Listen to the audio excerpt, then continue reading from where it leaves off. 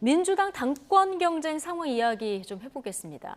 이재명 의원을 견제하기 위한 비명계 단일화가 본격적으로 수면 위로 올라왔습니다. 오늘 97그룹 토론회에서 단일화 관련 이야기가 직접적으로 나왔는데요. 듣고 오시겠습니다. 이재명 후보가 혁신의 주체이기보다는 쇄신의 대상이라고 저는 생각합니다. 이재명 후보가 그냥 누가 흘린 지갑 주워 가듯이 우리 당의 당대표가 그냥 되는 것도 당으로서도 행복하지 못한 일이고 이재명 후보 본인에게도 매우 곤란한 상황이 될 수 있다고 생각합니다. 혁신과 쇄신의 방향을 내용으로 해서 그 방향으로 이렇게 스크럼을 짜기 시작해야 된다고 생각합니다. 단일화에 대해서는 저는 열려있다라고 말씀드리겠습니다. 다만 이 단일화라는 것이 논의되려면은 가치라든지 또는 당의 핵심 방향이라든지 이런 부분에 있어서 접점이 있어야 된다라고 생각을 하고요. 이재명 후보와의 단일화 생각해 본 적은 없습니다. 네, 강병원 의원이 페이스북에 단일화를 먼저 제안을 했고요. 오늘 회의에서 이제 관련 논의가 이루어진 건데 지금 듣고 오셨듯이 박용진 의원은 스크럼 얘기를 했고요. 박주민 의원은 접점을 찾아야 된다 이렇게 얘기해서 온도차가 좀 느껴집니다.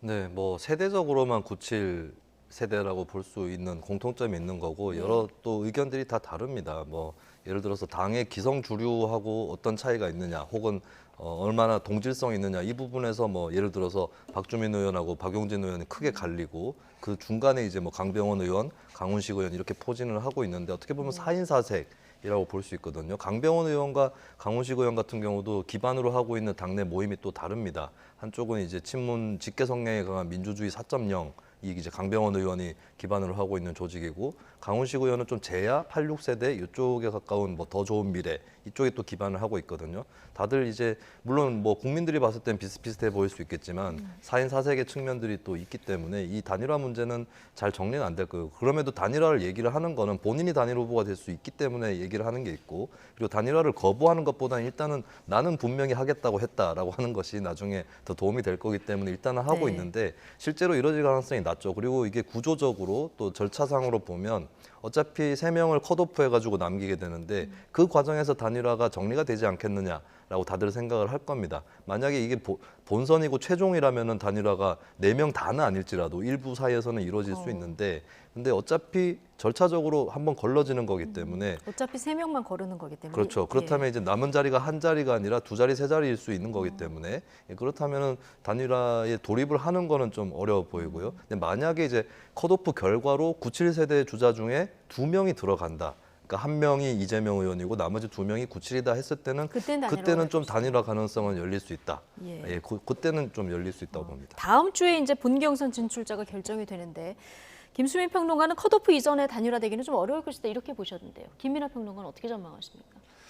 컷오프 이전에 단일화의 필요성이 저는 크지 않다고 생각하는데 지금 단일화를 적극적으로 얘기하는 두 사람 그러니까 뭐 다들 원칙적으로는 단일화 열려 있다라고 얘기를 합니다만은 태도가 적극적인 두 사람이 있거든요. 이제 강병원 의원이랑 박용진 의원이라는 건데 그 두 사람이 뭐 자기로 단일화될 가능성이 높다고 높거나 혹은 그것을 기대해 볼 만하다라고 뭐 생각을 하기 때문에 그렇기 때문에 뭐 적극적인 거 아니겠습니까?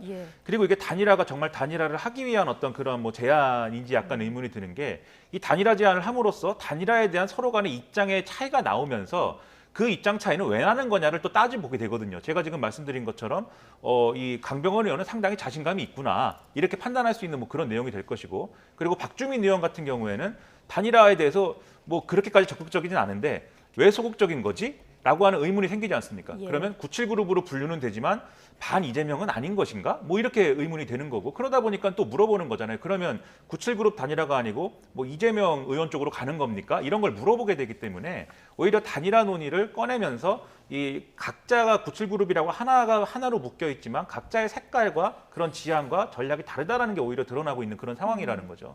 그렇기 때문에 실제로 이제 단일화라는 이 합의에 이르기는 어려울 걸로 보고요. 이 컷오프가 됐을 때 이 컷오프에 진출하는 이 후보를 다른 컷오프에 진출하지 못한 후보들이 얼마만큼의 강도로 지지할 것이냐 그런 것들이 이제 이후의 쟁점으로 남을 수 있겠죠. 그래서 예. 그런 것들을 좀 강화하기 위해서라도 지금 단일화의 틀은 좀 끌고 가는 게 좋다라고 강한 후보들이 이제 주장을 하는 것인데 틀은 끌고 가는 그렇죠. 것. 예. 그러니까 단일화를 실제로 하는 것보다는 단일화를 하기로 했다가 훨씬 더 중요한 그런 상황이라는 겁니다. 어쨌든 뭐 가능성도 별로 없어 보이고 필요성도 별로 없어 보인다. 실질적으로는 그런데 실질적으로 예. 틀을 가져가는 것은 유효해 각자들에게는 보인다. 중요하다. 네. 예, 알겠습니다.